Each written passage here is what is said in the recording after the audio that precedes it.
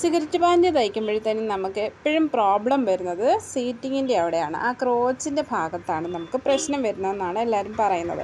അപ്പോൾ നമ്മൾ ഇത് ചെയ്യുമ്പോഴത്തേനും ഈ ക്രോച്ചിൻ്റെ ലെങ്ത്ത് കൂടി പോകുമ്പോഴാണ് അങ്ങനെ ഒരു പിടുത്തം വരുന്നത്, അതായത് കയറിയിരിക്കുന്ന ഒരവസ്ഥയിലേക്ക് വരുന്നത്. അപ്പോൾ നമ്മളത് എന്തോരം എടുക്കണം എന്ന് വെച്ചിട്ടുണ്ടെങ്കിൽ, മടക്കി അടിക്കാനുള്ള നമ്മളെത്ര ഇലാസ്റ്റിക്കിൻ്റെ വീതി അനുസരിച്ചാണല്ലോ നമ്മൾ മടക്കുന്നത്. അപ്പോൾ ആ ഒരു മടക്കാനുള്ളത് കഴിഞ്ഞതിന് ശേഷം നമുക്കൊരു 12 ഇഞ്ച് ഇട്ടാൽ മതി. ചെറിയതെന്ന് പറഞ്ഞാൽ വണ്ണം കുറഞ്ഞവർക്കൊക്കെ ആണെങ്കിൽ 11 ഇഞ്ച് മതി കേട്ടോ. നമുക്ക് അത്യാവശ്യം വലിയ ആളുകൾക്ക് 12 ഇഞ്ച് മതി. അതിൽ കൂടുതൽ ഇടേണ്ട ആവശ്യമില്ല.